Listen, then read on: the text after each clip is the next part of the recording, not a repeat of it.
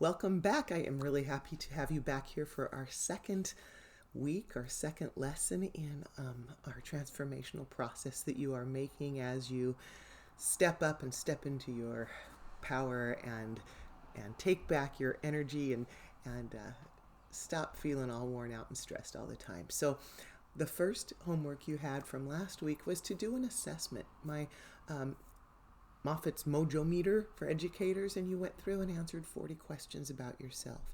That's the blueprint, if you will, for what we're going to be doing next. Let's say you were building a house.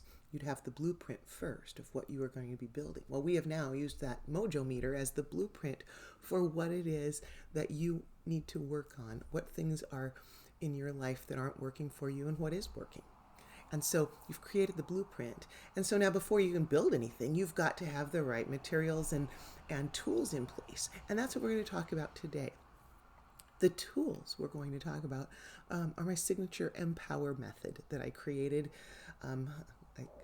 through everything I have learned in my own personal health journey that took me from being unhealthy, much heavier and in pain, and you've probably heard my story a million times about the physical and emotional and mental challenges that I went through with my own health as I struggled with stress and exhaustion.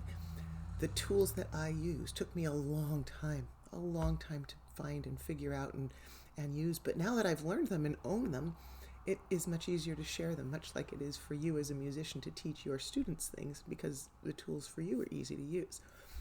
Your goal today is to understand the components. This is like our trip to the hardware store to go get our tools. What are the tools we might need or that we will need to support what it is you are working on?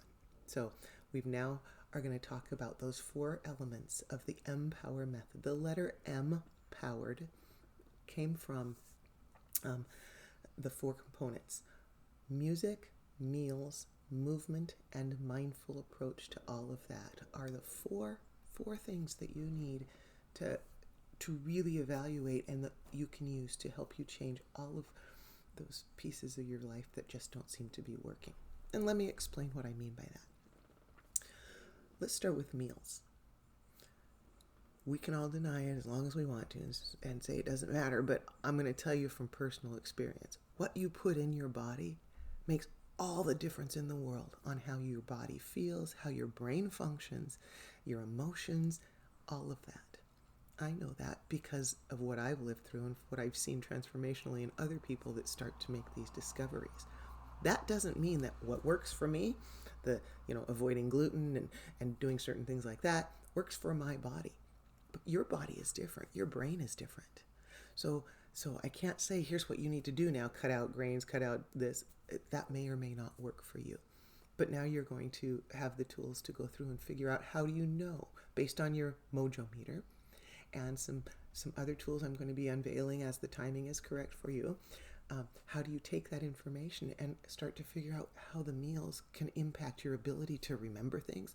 It sounds a little crazy at first, doesn't it? But what you put in your body becomes the building blocks for your brain, the muscles in your body, and how they're going to work and respond. So if you don't put the quality of stuff that your body and brain need into it, it doesn't have the proper fuel to help you. So you're fighting a losing battle. You wouldn't drive your car without the right kind of fuel in it, right? Pouring corn oil into your gas tank is not going to work. Just like certain foods in your body cannot help you transform into the energies you need. The brain power, the physical power, the ability to fight off infections and fight off all the germs that are out there. Your body can't do it unless you provide the necessary nutrients. So that's going to be your first component, or one of the components of this is meals. You get to identify what works and what doesn't work in your body. I'm going to teach you how to do that. Okay? It's hard at first, but it's like being able to listen to yourself play something and then go, oh, that wasn't correct. I can fix that now because I know what to listen for. That's how we're going to learn to approach meals. It's a different approach than my saying, here, eat these foods. It's like saying, here, practice this. If I didn't listen to what you played, how would I know what to tell you to practice? That is what we're talking about now. Individualizing, figuring out your meal plan. The next piece of this is movement. Our bodies were built to move. If we don't move them and use them, things start to get sedentary. We sit a lot now, especially after distance learning. As teachers, we used to be up moving a lot, and you might find yourself sitting a lot more now. Maybe you're noticing that your body is achy, or maybe that's always been a part of what you've experienced. But our bodies are meant to move. When I was growing up, I was in middle school and high school. I suffered a lot of pain in my joints. I now look back and I know that if I had avoided eating corn, I could have avoided a lot of that pain. But I ate popcorn every night, and there were certain foods I ate that were exacerbating it. X-rays showed all these problems in my bodies, or in my spinal system and stuff. So I was strapped into a back brace from middle school through high school and told to keep my movement to a minimum. Don't take PE, I was told. Don't do things like that. It would be bad for you. And I believed that. And so for most of my life, I avoided moving, and I would walk. There were times in my life where I would take walks and stuff, but that was pretty much it. I was, doctor advice, take it easy and don't do anything to make it worse.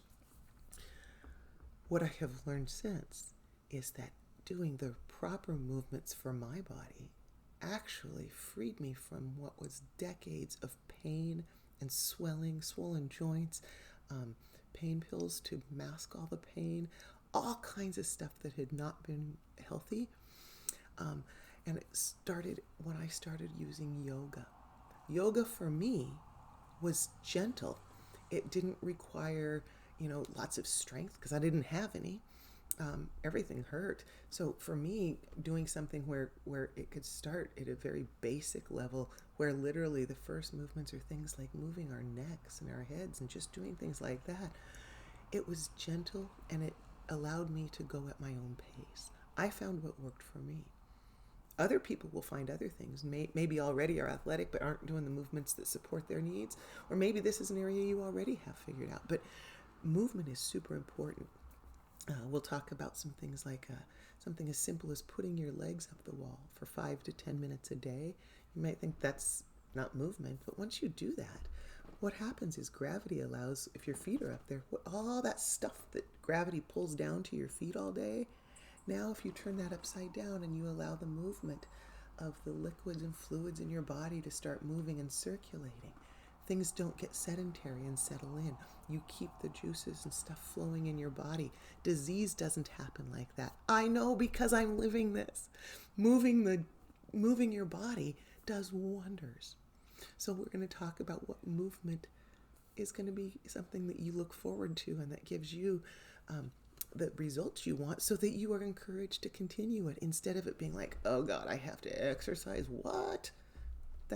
Nobody wants to do that. So we're going to find the movement that's right for you. So we've got meals and movement, music.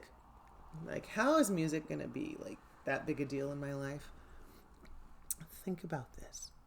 If you popped in a tune from your middle school or high school days, or whatever time in your life when you felt carefree and happy and joyful, pop in a piece of music from that era. And I dare you not to feel good, right? I cannot listen to Queen and not just feel good, or Styx or Journey, all that stuff that I listened to when I was feeling, just the world was out there and everything was possible, when I was in high school, and it was so good. And I listened to that music and it transports my body and my brain back into that feel good. I can transform my emotions in a moment. Likewise, I can sit down at a piano and play. Use music as my therapy to channel some emotions. If I feel angry, I can play something, and then I can then use that music to help change my emotion to something then that becomes calmer, and it's just magical. So we're going to talk about how you can use music as a performer, as a listener, because music is vibration. And our bodies are mostly water, and everything is vibrating. So we get everything to vibrate when we listen to or play music. And it changes the physiology of our bodies and our brains. We shoot out different chemicals. If we listen to music that makes us feel good, that means we've stopped shooting out cortisol, which screws up our metabolism, makes us feel like crap, and prepares us for battle. We don't need that all the time, right? Here comes my cat's butt, sorry. we listen to music or play music that helps us feel good, we are shooting out a whole different set of chemicals into our body. Different hormones are being released. It makes us feel different. When we feel different, we make different choices. We reach for different things to drink than when we feel bad. We are behind a wheel when we're feeling good. We're making much safer choices than when we're tense, right? Your music really impacts you. Use it as a tool to help you become the woman and the man you want to be and know you need to be. And it can help you when you're getting lost on another path. What if you need help sleeping? Could you use music to help you calm down and be drowsy? Or if you need to get fired up because you got to get a workout and get some energy, what could you put on? Boom, dun, dun, dun, little Eye of the Tiger. How could you not start moving? Music is so awesome. Let it be a tool for you. And it's not going to cost you anything. You can download music. You can listen to it. There are no excuses to not use music as a tool for helping you feel better. Meals, movement, and music. None of it matters unless you take a mindful approach. That is the fourth and probably most important thing you can do, is notice how everything you're doing makes you feel. Being mindful means being aware of what's happening and how it's impacting you. Because that's how every decision is made, based on how you feel. You eat when you feel hungry or you feel bored. You go to the bathroom when you feel these certain urges in your body. You sneeze when you feel certain things. You laugh when you feel emotions that make you feel certain things. It's all about how things make you feel. And so bringing your awareness to how you feel when you eat a certain food, or how you feel when you hear a certain song, suddenly allows you to go, oh, this makes me feel good. I'm going to do this again. Or every time I turn on that radio station, I hear something that gets me fired up and I feel like crap. And then I get mad. I go home and I snap at my husband because it's like, I just heard this thing on the radio and it made me mad because they talk about stuff. And then I come home and I'm in a bad mood. And then I go and I eat foods that don't make me feel good. What if you could stop that pattern right away before it became a dangerous one? When you learn to be mindful and to pay attention in the moment, you own the world. So that is what your journey is about to be. I'm going to take this signature program that I developed for my own health, that I've shared with hundreds of other people, and help you do this in your life. So you're going to have some homework. There are going to be two things. One is we're going to take that Mojo meter that you did, and there's going to be a link in your homework of categories, and you're just going to go through, and anything that you said yes to, you'll put it in a category.